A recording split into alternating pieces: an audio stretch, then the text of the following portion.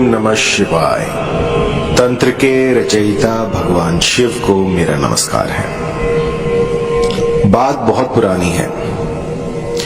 एक बार रावण और इंद्र के बीच में युद्ध हुआ। उस समय रावण जो है वो इंद्र की शक्तियों से अनभिज्ञ था। तो रावण ने अपने जितने भी अस्त्र शस्त्र थे वो सारे चला लिए, लेकिन इंद्र को परास्त करने में वो असफल रहे, क्योंकि इंद्र के पास इंद्रजाल था। कुछ ऐसी माया थी जिसको कि रावण भी नहीं समझ पाया था।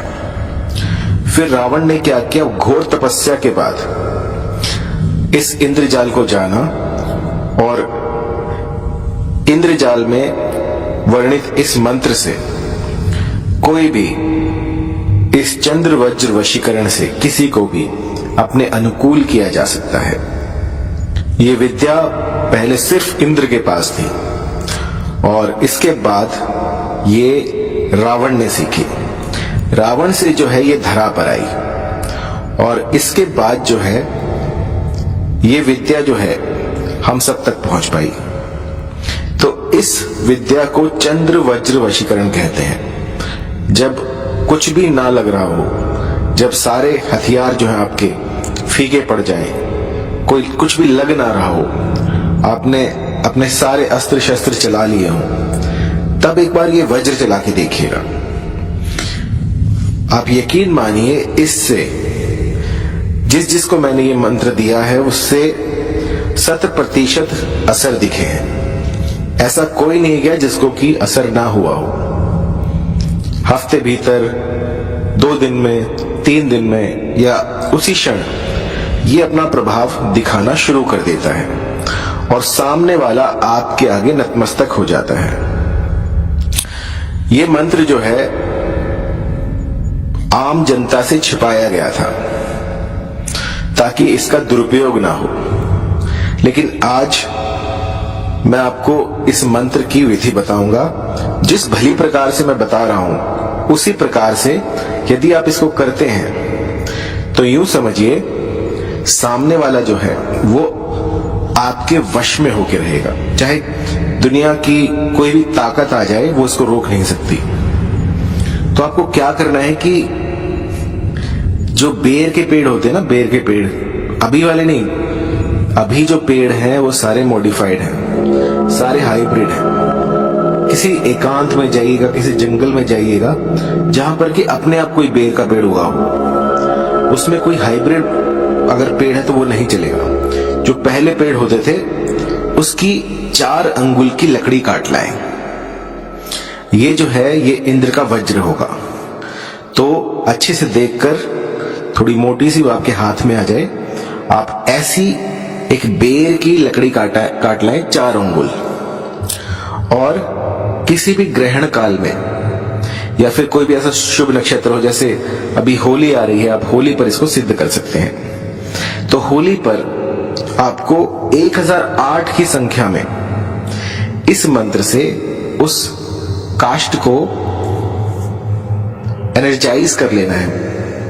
जब उसमें प्राण आ जाए, जब आप उसको अच्छी तरह से उसकी प्राण प्रतिष्ठा कर लें, तो उसके बाद इस काष्ठ को अपने मंदिर में रख दें या फिर कहीं पर अपने घर के किसी कोने में गाड़ दें।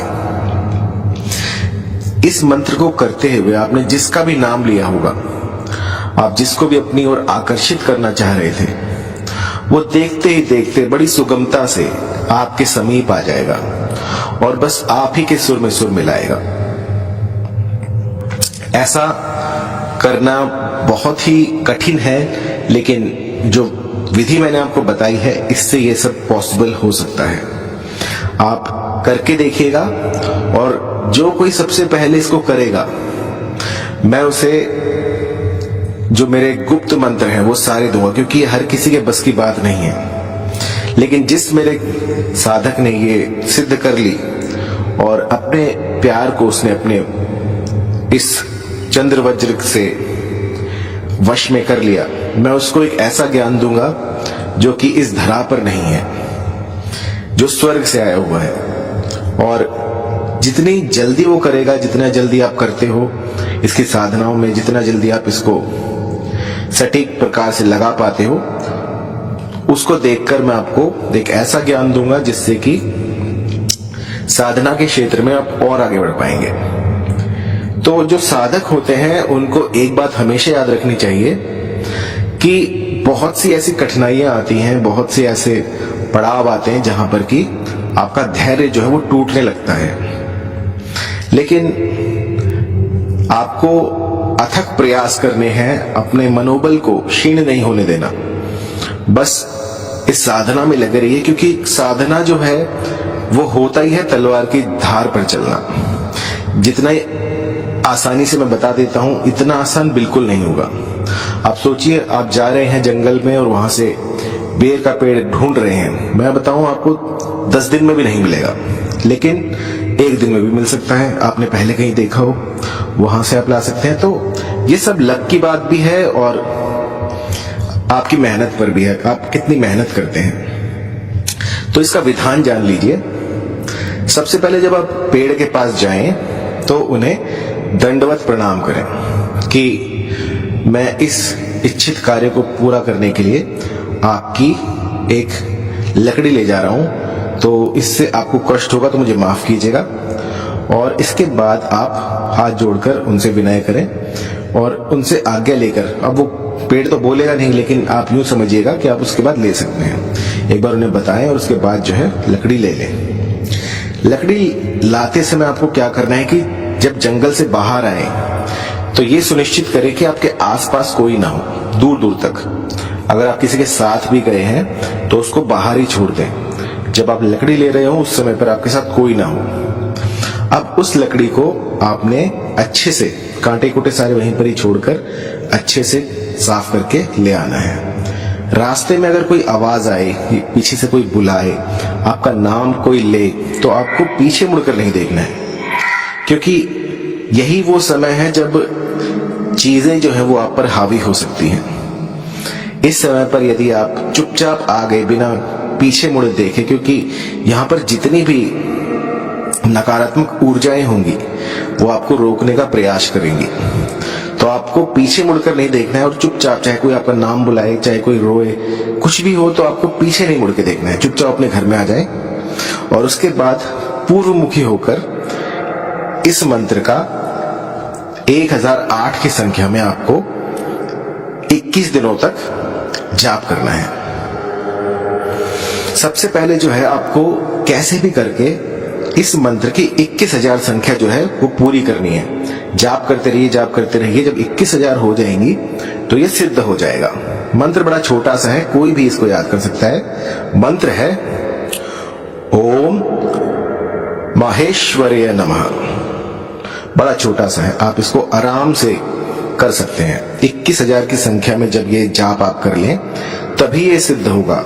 मंत्र एक बार फिर से, ओम महेश्वराय नमः। इसके बाद जब आप 21,000 इसकी संख्या को पूरा कर लें तो एक एकांत स्थान में जाएं, चाहे वो वन प्रदेश हो, चाहे नदी तट हो, चाहे कोई भी ऐसी जगह हो जहां पर कि दूर दूर तक कोई ना हो। इसको सिद्ध करने के लिए एकांत स्थान चाहिए। अगर आप नदी तट के पास जाएं तो बहुत अच्छा है, अगर नदी तट नहीं है तो किसी ऐसे जंगल में जाएं जहां पर कि आप एकांत में हो और कोई ना हो। और अब जो है आपको प्रतिदिन 21 दिनों तक 1008 की संख्या में ये जो मंत्र है ये गुम्फन करना है। इसका एक स्थान पर अगर आप बैठ गए जाप करने के लिए तो उससे उठना नहीं है, आपको ये जाप करते रहना है। जाप करते करते अगर बीच में कुछ भी आवाज आए, कुछ भी आपको कोई बुलाए, तो आपको उठना नहीं है जब तक ये पूरा ना हो जाए। यदि एक बार आप इसको छोड़कर उठ गए, मंत्र भूल गए, तो यूं समझिए आपको दोबारा से ये पूरा प्रोसेस फिर से करना पड़ेगा। इसके लिए जो दिशा रहेगी वो रहेगी आपकी पूर्व की तरफ। आपको मुख करके बैठना है जहां से सूरज निकलता है। तो एक दिन पहले जाएं, वहां से देख कर आए कि सूरज कहां से निकलता है, या फिर कंपास ले जाएं, उससे देख लें। और उसके बाद जो है इसका गुम्फन शुरू कर दें। आपका जो आसन रहेगा वो रहेगा लाल रंग का। लाल रंग का ऊनी आसन आपको यहां पर चाहिए। लेकिन अगर किसी सिद्ध के पास मृग चर्म हो तो ये प्रोसेस आपका बहुत जल्दी पूरा हो जाएगा। मृग चरम अगर कहीं से मिले तो वो आप अर्जित कर सकते हैं, अन्यथा ऊन का आसन पर्याप्त है। इसके बाद आपको 21 दिनों तक 1008 की संख्या में इसका जो है गुंफन करना है। इस मंत्र का मंत्र है ओम महेश्वराय नमः। मंत्र जाप करते रहिए तो 21 दिन में ये सिद्ध हो जाएगा। उसके बाद जो काष्ठ होगी, जो लकड़ी होगी, वो वज्र बन जाएगी। आप जिस किसी को भी अपनी ओर आकर्षित करना चाहें, बस एक बार वो लकड़ी उसको छुआ दें और फिर देखिए किस तरह से वो सामने वाला जो बंदा है वो आपके प्यार में व्याकुल हो जाएगा। उसकी रातों की नींद हराम हो जाएंगी। वो जहां देखेगा उसे सिर्फ आप दिखेंगे। किसी का अहित करने के लिए इस प्रयोग को ना करें। इस प्रयोग को यदि आप किसी का अहित करने के लिए प्रयोग में लाएंगे तो ये आपके जन्म जन्मांतर के जो आपने पुण्य किए हैं उनको नष्ट कर देगा और आपका जो डाउनफॉल है वो शुरू हो जाएगा। तो किसी का भी अहित ना करें और मानव की सेवा में इस विद्या को लगाएं। यदि कोई परिवार टूट रहा हो और आपके पास वो जानकारी हो तो वहां पर जाकर आप इसका प्रयोग कर सकते हैं। और जितना आप इसको मानव सेवा में लगाएंगे ये उतनी ही ज्यादा प्रबल होती रहेगी। तो इस साधना में आपको मांस मदिरा का प्रयोग बिल्कुल नहीं करना है। अगर आप मांस मदिरा का प्रयोग करते हैं तो 1 महीने पहले छोड़ें और उसके बाद इस तंत्र को आप कर सकते हैं। दूसरा है परस्त्रीवास या फिर सहवास आपको नहीं करना इन दिनों में। बिल्कुल सात्विक रहना है जब तक ये सिद्धि आपको ना मिल जाए। और एक बार ये सिद्धि मिल जाए तो आपको मदारी नहीं बन रहे हैं, सबको दिखाते हुए नहीं फिरना है कि मेरे पास ये विद्या है। इसको बिल्कुल गुप्त रखें। आपके मरने तक किसी को पता न लगे कि आपके पास ये विद्या है। इसको बिल्कुल छुपा कर रखें तो ये और बढ़ेगी। जितना आप लोगों को बताएंगे उतना ये नष्ट होती जाएगी, क्षीण होती जाएगी।